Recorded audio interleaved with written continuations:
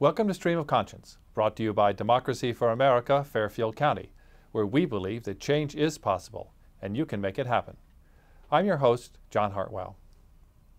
Our guest today is Congressman Jim Himes, representing Connecticut's 4th District. Jim was recently re-elected to a 3rd term with 60% of the vote, an amazing increase over his initial narrow victory only 4 years ago over veteran lawmaker Chris Shays. Jim is a former Goldman Sachs executive who sits on the House Finance Committee and helped write the landmark Dodd-Frank bill in 2009. He's been a strong proponent of the Simpson-Bowles debt reduction proposals, and he's here today to talk about the work ahead as Congress and President Obama negotiate over the looming automatic spending cuts and tax increases, commonly known as the fiscal cliff. Jim, welcome back to Stream of Conscience. Thanks, John. It's great to be here.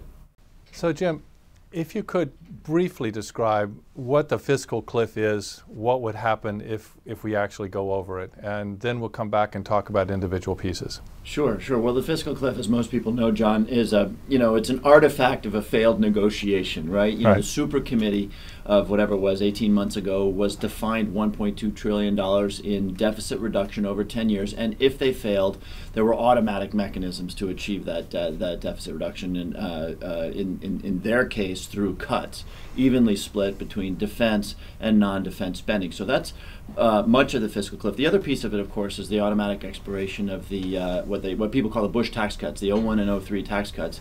Combined, these two things happening, most economists in the Congressional Budget Office tell us that the destimulative effect of more taxes and less spending would tip the country back into recession. That's obviously a horrifying thought in and of itself. But the individual cuts also they were never designed to be smart cuts. They are simply ham-fisted hammers, really, mixed metaphor, over the Congress to get a deal done. And so, you're dealing with something that pretty much every member of Congress understands to be pretty catastrophic were it to occur. And just also to kind of clarify, people call it the fiscal cliff because both of these things, the Bush tax cuts and the automatic spending reductions that are a result of the failure of the Deficit Reduction Committee, they all come into place at exactly the same moment at the end of this calendar year, December 31st. But from my understanding, while if they were fully implemented over time, they would have a very negative effect on the economy. Again, my understanding is that the effects would be felt fairly slowly at the beginning, and then so we do have some leeway. I mean, it's not like on the 1st of January the world falls apart. No, that's exactly right. And the fiscal cliff, that was a term coined by Chairman Bernanke, who's not often given to sort of colorful metaphor, but he coined this term, and it's probably done us a disservice because you're exactly right. It's not like we wake up on January 2nd in a recession. Should the mechanisms of the fiscal cliff automatically kick in? Some have suggested that maybe a better way to describe it is as a fiscal ramp, meaning you kind of descend downward over time. The piece of it, though, and this is why the fiscal cliff thing is maybe unfortunate, is perceptions do matter. And so now you've got business makers making decisions and other people making decisions, thinking that if a deal is not done by New Year's Eve, we've got a real problem. At some point, perceptions can become reality. So I think the sort of notion of the cliff probably did us a disservice because you're exactly right. Look, we shouldn't do it. Right. But we could go into January, strike a deal then, and there wouldn't be any real macroeconomic effects except for these perceptional ones. The market might go a little bit crazy. Yeah, well, yeah. Yeah. So last year, back in the spring, I think it was, you went around the district with some representatives from the Concord Coalition, and you held a series of town halls that said, let's focus on the policy here. Let's focus on the individual pieces of what makes up the deficits that we run and the debt that we've accumulated. And of course, everybody should understand that the deficits come from the current budget. That's how much on an annual basis we come short in terms of revenues. And the debt is what accumulates over time. It's deficit after deficit that brings us to the debt. So they're not exactly the same thing. And obviously, in order to address the debt, we have to address the deficits and get ourselves into positive territory at some point. So you worked with the Concord Coalition, and they had this handout, which I saved from the session.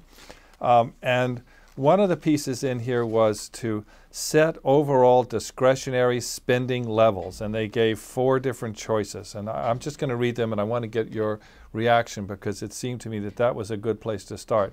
One was that all defense and non-defense discretionary spending follows the path set into law during the 2011 debt ceiling agreement. So that was their baseline, which includes the $500 billion in the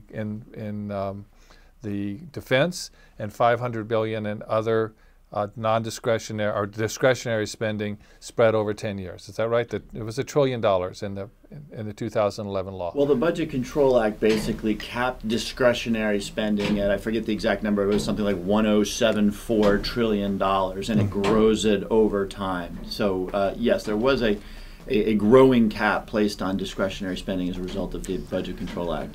And so then the other 3 choices that the Concord Coalition put in this was, number 1 was allow discretionary spending to grow with inflation. And they say that that would cost us almost another $800 billion to allow discretionary spending to simply go up with inflation year over year. A second choice was allow discretionary spending to grow at the same rate as the economy, as it has over the past few decades. And that would then cost $2.4 trillion. So growing with the economy, just continuing to spend. And the third one was to freeze discretionary spending without adjusting for inflation over 10 years, and the spending would stay around 2008 levels, and that would actually reduce the spending by $673 billion, almost $700 billion. So where in general do you feel like we should be? Should we be growing with inflation? Should we be growing with the economy? Or should we freeze things at the 2008 level and take that hit? Well, I don't necessarily agree with the last point, right? And first of all, the whole structure here, as you've outlined it, and remember this is Concord Coalition stuff, this is not a way to govern a country, right? In other words, you won't say we're going to provide the services that are dictated by some mathematical formula, right? It is a fact that over time, as societies, as countries become wealthier, their citizens demand more services, better education, better health care, that sort of thing. There are also extraneous events that you can't predict. You know, in the last presidency, we fought 2 wars in the Middle East. You know, I don't know that that was in anybody's budget algorithms. It certainly wasn't on the budget. It certainly wasn't on the budget, exactly, but that was real money that went out the door. Absolutely. And so, you know, I'm uncomfortable sort of starting out with, you know, what is the mathematical formula that drives our spending? Look, you know, consider the fact that in the last 20 years, non-defense discretionary spending on an inflation-adjusted basis, remember one of your choices was, you know, grow with inflation, which basically means no real growth, right, has really not grown. Yeah. Not many people know this. Whereas since 9/11 anyway, defense and security spending has pretty close to doubled. Yes. Now, you know, we should talk about that. Of course, we were attacked on 9/11. One would make a real argument that, you know, we have to have a robust response to that. But that's a fact that has to be taken into account when you decide what you're going to spend. I mean, the critical thing here is not so much the algorithm, but that we have a conversation about, a national conversation about what is it that we demand and therefore are required to pay for.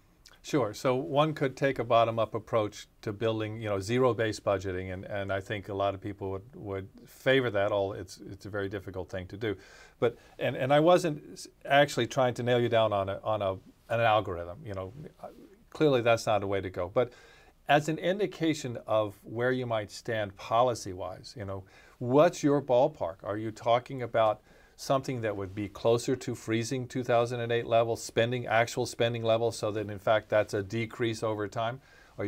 Are you willing to think about increasing with inflation and then adjusting, or should we be looking to grow with the economy? Sure. So let me give you a slightly more complicated algorithm, which I think drives my thinking. And there's really 3 variables in that algorithm. One is that we haven't even mentioned it yet in this discussion, but of course one of the biggest sources of outlays for the federal government, for state governments, for municipal governments is healthcare costs. Yes. That has to change. And it can change. As you and I both know, the per capita spending in this country on healthcare is twice what it is in every industrialized country, right, with worse results. Yes. That has to be addressed. So I say to myself, wait a minute, that is an area where we can find savings in the budget. Now, it's not easy to do, and I'm sure we could speak for hours on that. Second, defense. We are now spending, when you factor in intelligence and security and homeland security, more than every other country on the planet combined. Yes. That's just simply not sustainable. So I look at that and I say that is a source of potential savings. On the other side of the ledger, it's clear that we've dramatically underinvested in our infrastructure, broadly defined. Our roadways, our railways, our networks, our system of education. We are now, and I talk to business executives about this all the time, we are now deep in the pack of nations in terms of things like engineering, math, and technology skills. And so I would say that's probably an area in which we should be thinking about investing more. Right, and so clearly if one is going to find savings or look for places where you might legitimately spend more money, savings clearly needs to come from healthcare. Savings, in my mind, clearly needs to come from the amount of money that is spent on the military. And yes, absolutely, I would like us to see more money put into infrastructure, because I sit on the Rail Council here in Connecticut, and I know that our bridges, the railroad bridges, are in danger. They're crumbling. We know that the highways need attention. We have more people using things, and you have to continually invest. So absolutely understand all those things. But still back to the basic question. The basic question here is, how can we do these things, or what could we expect from these things at a 50,000 foot level in terms of addressing what I think you have felt very strongly, and others do as well, that the debt that we have accumulated over several decades now, where the debt has just exploded, beginning with Ronald Reagan and carrying through with George H.W. Bush, the two people who actually added the most of the debt before the collapse of the economy. What do we do? Where can we figure we're going to be at the end of all of this? So are you back to the question of what does outlays look like relative to the economy? Yes. Okay, so having talked a lot about bottom-up stuff, which is I think the way one governs. I do too. I agree with you 100%, but you have to have a goal. What's your goal? Yeah, look, and I don't have the numbers right at hand, so plus or minus a little bit here, but European countries are spending 25+% of GDP on government-provided services. Yes, they're all socialists. We historically have been 5 points or so lower than that, right? Now, my guess is that we're never going to have quite as robust a welfare state as France or as the UK or as Germany, but that we are probably, if for no other reason than the fact that our population is aging, going to be a point or two of GDP higher than the historical norm in this country of 20–21% of GDP. So if you force me to put a target on the table, I would say there's no reason why we can't be more or less where we were historically, except for the aging of the population and the need for more investment, which probably pops us up a point or two of GDP relative to where we were 10 years ago. So the implication of that, of course, is that if you look back 20 years ago and say we were, and I don't remember where we were, but at 19% of GDP, can we be there again? Well, we had a much younger population at the time, so I'm not sure that we can be. One of the things I think, just as an aside, to keep our population young is to pass the DREAM Act and start in allowing people who are here and who are working to come into the regular economy, and so we gain all the taxes from them and the economic benefit. That's right. No, immigration touches a lot of things that people don't necessarily know that it touches, like Social Security, like the demographic split in this country. And by the way, actually, when I think of the pieces of good news coming, one of the many pieces of good news coming out of this election was that I've seen a little bit of a unusual sensibility arising on the other side with respect for the need to reform our system of immigration. I certainly hope so. So let's just look at some of the individual items that are here, and I picked them simply because they're kind of large. And in this, again, when we did this exercise, we were all sitting at tables and everyone had the same information, and none of us knew each other. It was all random, and the question was, could a random group of people around a table quickly go through a list of items and pick some winners and losers, basically, and say, well, this is a possible path forward. And so some of the items, for example, one of them was reduce the funding for the National Institutes of Health, and the money gained would be $43 billion over 10 years. Right. What do you think about that kind of concept? Well, I mean, that happens to be something I would completely, I would oppose. I mean, one of the things that I think government has done well over generations, frankly, from the start of this country, has been to find ways to invest in areas that the private sector won't. And NIH, whose budget is $30 billion a year, You know, their calculations there, I guess, assume that you'd cut that 10% every year or something. But look, right. they've been investing in cures. They've been, you know, a meaningful part of the rise of a very innovative pharmaceutical industry. So, I mean, that's a good example of things that, yes, we should talk about, but let's start with the big stuff. And we've already talked about some of the big stuff. Medicare, which is the big thing. Yes. Defense, which is the big thing. Social Security, which is not quite as big a thing, nor as urgent a thing. But, you know, the point to take a big step back, because the NIH question sort of raises this, a big part of the Concord Coalition exercise was to simply disseminate information. Because, just to throw one fact out there, you know the one item that Americans agree in polling should be reduced in order to help reduce our deficit? The one item that receives more than 50% support? I'm going to take a wild guess. Foreign aid. Foreign aid. Why? Because Americans, if you ask them, will tell you that it's 10% of our budget. Well, it's not. No, it's well less than 2% of our budget. So the point of this exercise was really about, folks, foreign aid and NIH, yes, we should talk about it, but here's the elephants in the room that really need to be dealt with if you're going to do this honestly. All right, so let's deal with one of the elephants, sorry about that, which is Medicare. And the spending on Medicare is seemingly going out the roof. Costs for medical insurance have continued to rise, although I think in the last 2 years the increase in insurance costs has been slightly dampened by the oncoming of Obamacare.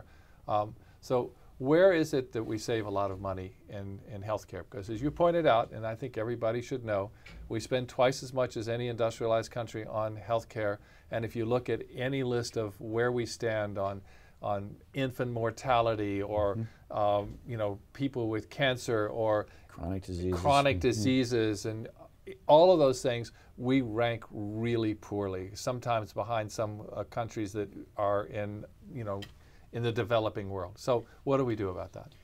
Well, so now we're really into the guts of the problem and our hardest challenge. And so what we must do about that is get at that inefficiency, number one. Get away from a model that rewards every single provider out there, whether it's a doctor or a pharmaceutical company or anybody else, from doing more rather than doing better or doing smart things.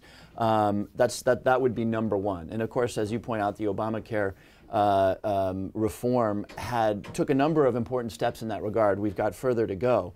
The other thing, there's a lot of things we can do, but you know, the other thing we could do is have a system that, again, rather than being a volume-based system, is about actually keeping people healthy.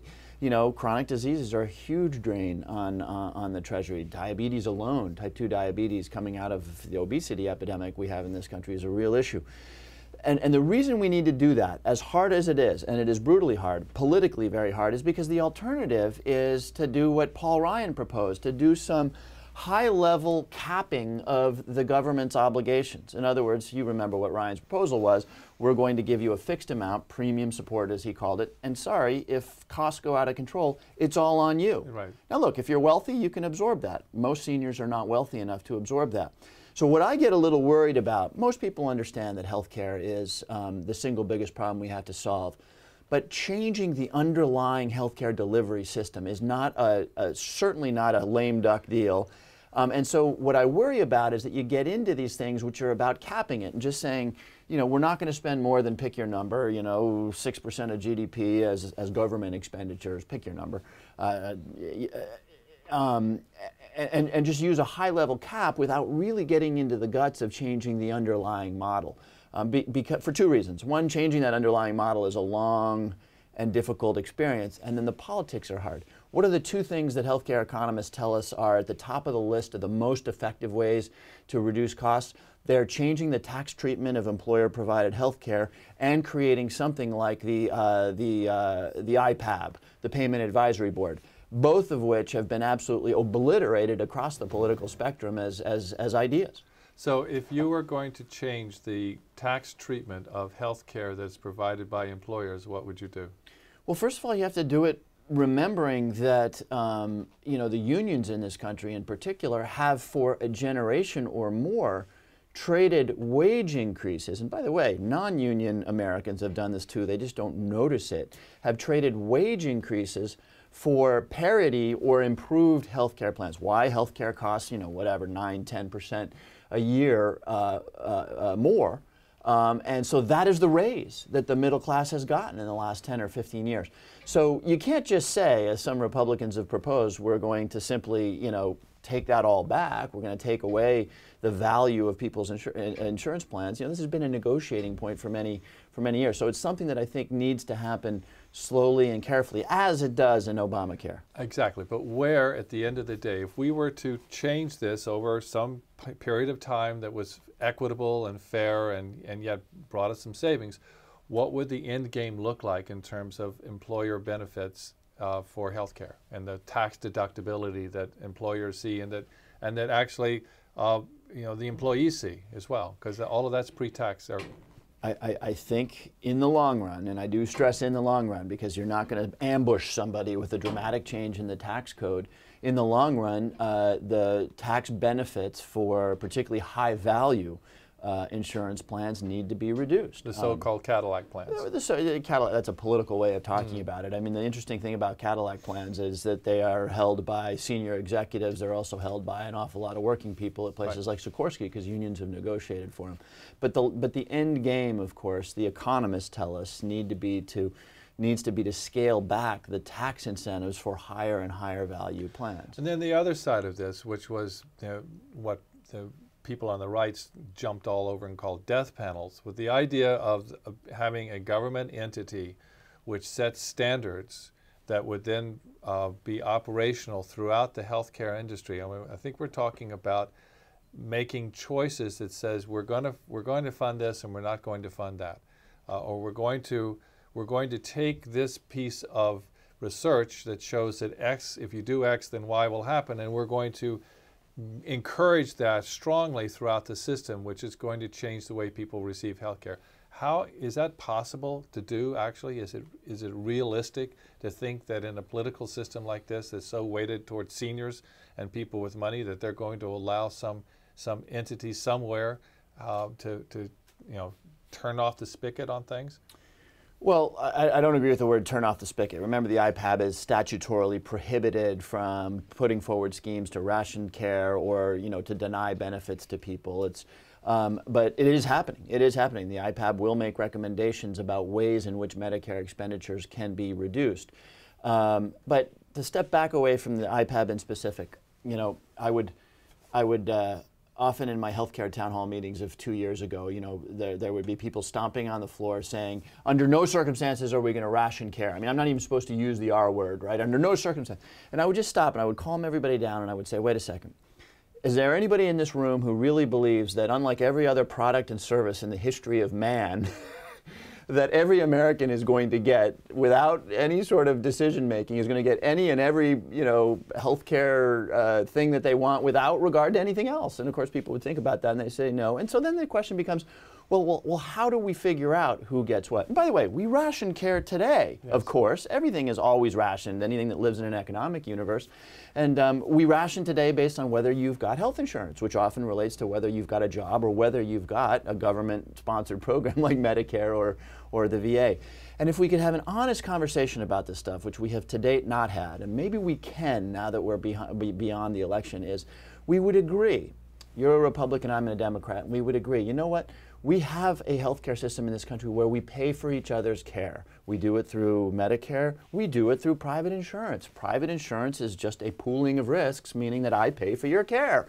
So given that we pay for each other's care, can we not have an adult conversation about what exactly the care is that we pay for? Do we want to take off the table whatever it was I learned on WebMD at 2 a.m. last night, but as my extensive medical education would dictate that I need? Do we want to indulge that?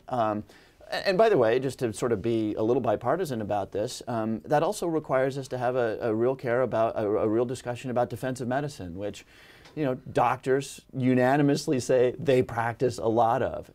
But it starts with the recognition that we're paying for each other's care. I'd like to switch quickly in this segment to the military and to the security complex. As you mentioned at the very beginning, total spending in this area has almost doubled in the last 10 years, 11 years since 9/11.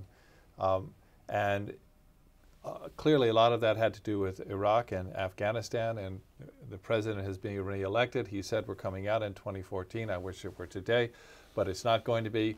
And that's going to free up some money. But what more can we do to cut back on military spending in this country? And what's the impact of that cutback on the domestic economy? Well, so let me throw three specific things out there beyond stopping the spending on the wars, which I'm with you on, and that's going to be a meaningful amount of money over time. Number two would be find a way to get at the incredible bureaucracy within the Pentagon. This is no longer a controversial thing. You know, my opponent in this last election was a former Navy officer, and he said it very well. He said you can step into the Pentagon and smell the waste. You know, the Pentagon is the one government agency that has never been able, not that they didn't want to actually pass an audit of their spending. If you look at the dollars spent on the overhead, that is not the guys in uniform with the guns in their hands, but the overhead, it has skyrocketed. Sure. So you go after that. Number two is specific. And I'm sorry, and if you look at the most economically advantaged counties in this country, it's Prince George's County and Fairfield. You know, it's right around Washington, D.C. because of the defense establishment. Yeah, and there's a conversation, I want to get to two other ideas, but there's a conversation to be had about me and my colleagues, our role in that, of course, because we are defenders of the status quo in defense spending. Let's do that quickly because we have to wrap up this segment, and then we'll come back. Yeah. So, I mean, I don't want to lose the opportunity to talk about reconfiguration because, of course, much of the military is still there to fight the Soviets in Germany, right, which we're not going to do. And you know, outside of the military, of course, we have grown a massive homeland security apparatus. Yes.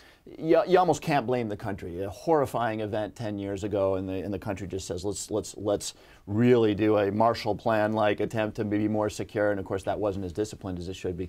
But to your question, you know, part of the problem in the Pentagon is that it has become a jobs program in addition to a defense operation, because there is no thing so small in the Pentagon that it can't be built in 12 different congressional districts, which gets guys like me saying, hey, I don't care if the President and the Air Force don't want the F-22. F-22s get built in my district, and that creates a lot of pressure for spending. You were beginning to talk about ways we could cut back on spending, not necessarily on the uniformed soldiers, but on the support piece around that, the jobs program that the Pentagon and the Homeland Security spending has become. Sure, and of course, you know, every time you have a weapon system that is made in someone's district, that person becomes one hell of an advocate for that system, regardless of its value in our defense. And of course, every time you do what we have done in the last 10 years, which is massively increase the number of private contractors who are operating in a defense capacity, you know, they too have their lobbyists and stuff. So, you know, I mean, at some level, President Eisenhower was right. A military-industrial complex forms, and we find ourselves that the path of least resistance is actually spending a whole lot more rather than less money, which is a shame. I mean, you know, along with healthcare, that $800 billion, and that's DOD, that's CIA, that's Homeland Security, that's the war. You know, that gets you pretty close to about a quarter of your outlays. Mm-hmm. Last year, there was a study that was put out by a group called the Institute for Policy Studies, and it's in Washington. It's a liberal think tank, and the study was called "America is Not Broke," and they were trying to. They came out at the time that the negotiations were going on that ended up with the deadlock and the sequestration that we're facing now. They had a lot of ideas about where we could find more money in the tax system, and I'd kind of like to talk about some of those things. One of them was the fact that there's lots and lots of companies in this country that actually pay less in taxes than they pay to their chief executive officers. And so, in fact, they've done another study, this Institute for Policy Studies, which it just come out. They do this on an annual basis. The most recent one just came out.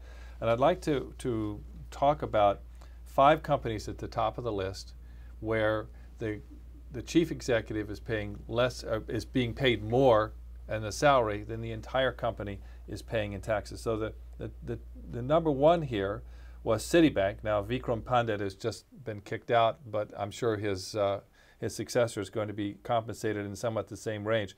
Pandit got $14 million in 2011, according to the tax filings. The revenues for the company were over $78 billion. Now that's gross revenues, it doesn't count expenses. But the federal government, on top of their revenues of $78 billion, gave $144 million back to Citibank. Now, Citibank is a company that only exists because the federal government stepped in the crisis and put them back together. And still we seem to be funding them. $144 million rebate in 1 year. And the list goes on. Abbott Laboratories, same thing, compensation for the top executive, $19 million. Revenues for the company, almost $39 billion. And a $586 million refund from the federal government in 1 year. Tax refund? Tax refund in 1 year. AT&T, $240 million refund. Boeing, $605 million refund. AIG, another company that only exists because we saved them, $208 million refund. Now, we've done over the last few years as part of various stimulus programs and whatever tax incentives the Bush administration set up, we've set up a system where these companies are not paying taxes. And we are actually paying them to be in business in a situation where we don't have money, where we are running huge deficits. What can we do about that? Well, I mean, you highlight an important point, which is that our corporate tax code, and in fact our overall tax code is really screwy. And I think it's important that we do two things. One, reestablish a sense of fairness. And you know, you're focused on corporations here, but in this presidential campaign, American families were treated to something they didn't know before, which is that the truly wealthy in this country, let's just use Mitt Romney as an example, you know, pays, because we know what his tax rate was, at least for last year, you know, 13%. Right. Whereas, you know, let's say an upper middle class family that is at the high end of the tax bracket, you know, is paying 35%. At the margins. On the margins, exactly. So, you know, I think there's two underlying principles that need to prevail as we think about the tax code. One is restoring some sense of fairness. And the corporate tax argument is a little more complicated, but nonetheless it's an important one, and it also pertains to competitiveness. You know, we've got the highest statutory, even the facts you just threw out there, I'm sure they're correct, but we also happen to have the highest statutory corporate tax rate in the world. That's just stupid, because what it does is it creates an incentive for these companies to take advantage of the incredible complexity of the code to get their tax rates down. So number one is fairness. Number two is, and here's where I might just say, let's not spend a lot of time on the comparison of tax bills versus CEOs' compensation. Number two is we really need to look at what moves the needle. You know, we could you know, substantially increase corporate taxes, and you want to ask yourself, well, what does that do to competitiveness? But what I'm more interested in doing is saying, what about the underlying assumption of the tax code that we should, you know, tax people's labor, tax people's investment. Oh, but by the way, over here, and I don't make this argument, but plenty of my colleagues do, we ought to eliminate the estate tax, which is the transmission of wealth. What about a discussion, and again, here we're sort of out on the fringes of policy discussions, what about a discussion around the fact that this country overconsumes and undersaves?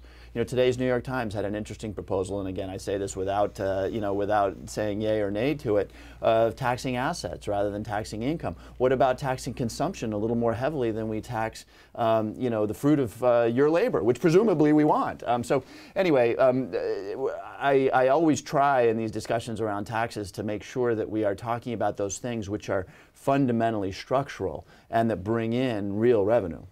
So here's a real revenue thing. Executive pay is completely tax deductible at the company level. So while we do have a 35% nominal tax rate on corporations, they're actually paying less as a percentage of the gross national product than they were 50 years ago.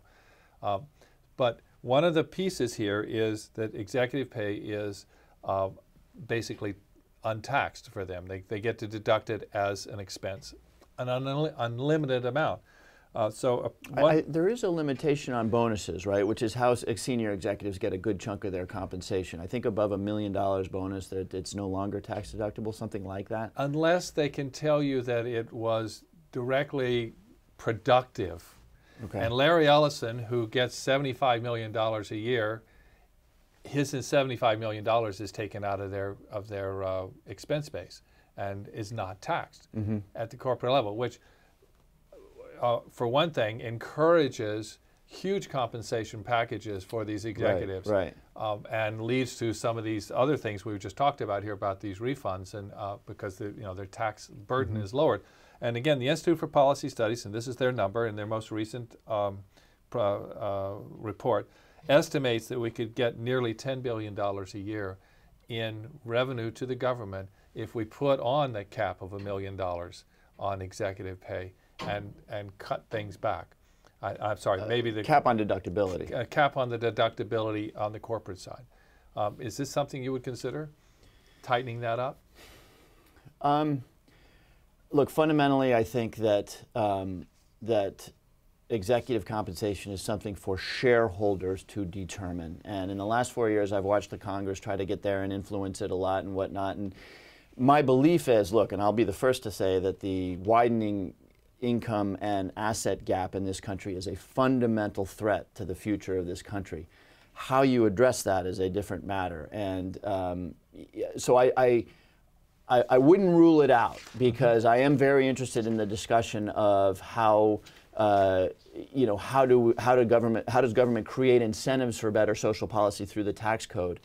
But I am naturally, because the code is so complex, a little bit hesitant to get into making it even more complex, particularly in an area where if we could get corporate governance right, where shareholders truly were the owners and the bosses of the CEOs, there would presumably be less role for government in that. The other thing is, I mean, you said $10 billion in a year, I think you used. That's actually more or less what you said about NIH. And when we were talking about NIH, we were both sort of nodding to each other that doesn't in any way sort of move the needle on the larger fiscal challenge. So I think you're making that argument based less on this is a good contributor, meaningful contributor to our deficit issue, than that it addresses the fairness question. Now, here's why I'm making this conversation longer than you wanted it to be. I think inserting fairness into the code is absolutely essential, but I get a little nervous around things that I think are not structural. What is structural?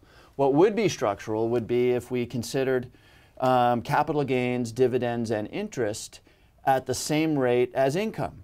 And let's be revenue neutral for a second. Let's just converge them. Right now, the reason Mitt Romney pays a 13% rate, and I don't know what I pay, but upper middle class family paying a hell of a lot more than that, is that there is an advantage for capital gains, interest, and dividends. Now, yes, there are a lot of seniors collecting dividends and whatnot, but that, of course, is a benefit that is largely harvested by the very wealthiest people in this country. So this is where I get more interested than in fiddling with fine points of CEO compensation. What about changing that? My suspicion is that if we say that we're going to tax income at the same rate regardless of the source of income, my suspicion is that if we sit back, and here I'm going to make some mortgage brokers angry and say, wait a minute, do we really want to offer a tax deduction for $1 million mortgage on a second home mortgage? If we have that conversation and say, where are the tax benefits that are really only favoring the people who do not need those tax benefits, now I think we're having a real conversation about reinserting fairness into the tax code. I actually made that same that same kind of comment a year ago in a commentary that we did where I suggested that we eliminate the corporate tax entirely so that we would just take that off the table and tax income to individuals, whether it be from dividends or from labor or from capital gains, or your grandmother gave you $10,000 to go to college. Wherever you got that income from, you would pay a tax on that. And in my mind, by eliminating corporate taxes, and I have to see, I don't know that it would actually work, but the one thing it would do, if we were able to get to that point, would release hundreds of thousands of financial analysts from companies, tax lawyers, accountants, all kinds of people, and let them go back into the economy and actually do something that adds to productivity instead of figuring out how the tax code can be bent. Look, absolutely. I mean, that in and of itself is an ambitious and good discussion. And, we'd have a longer discussion about exactly how you do that to be fair and to bring in the revenue. But again, there's an even more ambitious and maybe better discussion to be had about, and I alluded to this earlier, why is estate taxes off the table? In a country that is sort of rooted in the principle that all men are created equal, why do some people make the argument that you should be able to transmit $500 million to your child, tax-free? I don't quite understand the argument there. Especially when Medicare has enabled the middle class to reap enormous cross-generational wealth. If you think about this for a moment, before Medicare, old people got sick, and if they wanted care, they had to pay for it. And as a result, near the end of life, when vast amounts of money goes into medical care, you had no assets. You had no assets left. And so now, with Medicare protecting the vast majority of people for most of what gets spent on them and in their declining years, and we're spending more and more and more, it allows that transfer of wealth to the middle class from one generation to the other. Yeah. So the middle class is protected in large part from anything having to do with estate taxes. And right now the numbers are so high that, I think it's $5 million where they start to really kick in. I don't get it either. Why we would protect rich people in this situation. At this point, I wanted to talk very briefly about, again, corporate taxes and the fact that there's a lot of money being held offshore. And generally what happens is that a company like Microsoft or Google will put their intellectual property rights in Ireland, and then when they sell some software, they have to pay the Irish company for this intellectual property, even though it was developed here in the States. Then the Irish company moves it to Bermuda or to the Cayman Islands. And so there is, General Electric is sitting on $102 billion offshore, Microsoft and $60 billion, Merck and $44 billion. Again, the numbers are really huge. And if these were brought back in tax at some sort of reasonable rate, we would gain tremendously. So a moment ago we talked about getting rid of corporate taxes altogether. The other idea is to tax corporations across their worldwide profits, regardless of where they make them and where they stash them, and take away that incentive for them to be holding that money offshore. Right, and this is why we have to be careful in the tax discussion, because the reason that American corporations, multinationals, keep their money abroad, of course, is because we have that very high statutory rate. So they keep their money in countries with lower statutory rates because they can defer the taxes until they bring that money back to the United States. That's obviously a warping of the system that we don't want. And there's lots of ways to deal with that. I mean, the proposal that has the most currency out there is not to eliminate the tax rate, but to actually bring the U.S. corporate tax rate in line with the OECD average, which is 23–24%. That would obviously reduce a lot of those incentives. And look, I think, when we're talking about taxes, you just need to keep your eyes on the underlying principles. And I get worried about this because, in the political world, people say, well, no, clearly the answer is that corporations need to pay more taxes, higher tax rates. Well, no, if you want to bring that money back, maybe the answer is not. We're involved in a little bit of a similar discussion. And, look, I just won an election in which I was very honest with my constituency about my belief that the wealthiest in this country are going to need to pay more into the system to help us with this fiscal adjustment. And daggone it, I won the town of Greenwich with that out there. And yet now we're sort of consumed in an argument, and I'm Paul Krugman, who I usually agree with about 80%. He's making this powerful argument as an economist that the way to do that is to raise rates. Well, maybe, but the other way to do that, which actually much of the economics profession agrees with, is to say eliminate loopholes. Now, it just so happens that that was more the Romney approach to things than the president, who's been saying let's raise rates. Look, the goal here is to get the revenue that comes from a fairer tax code that asks the very wealthiest to pay a little more. How you achieve that should not become part of the rugby match that we have over how to get there, because that decreases the probability that we achieve the larger goal. So anyway, a lot of these discussions, we sort of need to step back and say, what is it we want? We obviously want corporations to pay their fair share, but we don't want a system where they are incentivized to keep, I think the number is close to $1 trillion now offshore. Right. Well, and of course one could do that if you tax them on all their profits wherever they made them at some rate that makes sense. I understand that, but having them hide their money offshore, keeping it somewhere else, setting up shell corporations and moving money around is in nobody's interest at all. Jim, thank you so much for coming in. Thank you, John. Good luck in the lame duck session. I think it's going to be interesting and hopefully not brutal. But thanks. Well, we should do another one of these maybe 6 weeks from now when we're really into the muck of the negotiation. Well, I would love to do that. Thanks. Okay. Thank you, John. Thank you. That's our show for this week. We hope you enjoyed it. You can find all our shows on YouTube by going to youtube/user/DFATVNet. We're also on Facebook and Twitter. Or you can send comments or suggestions for a show to info@dfa-tv.net. If you'd like to learn more about progressive political action, we meet at 7 p.m. on the first Wednesday of the month at the Silver Star Diner in Norwalk. We'd love to have you join us.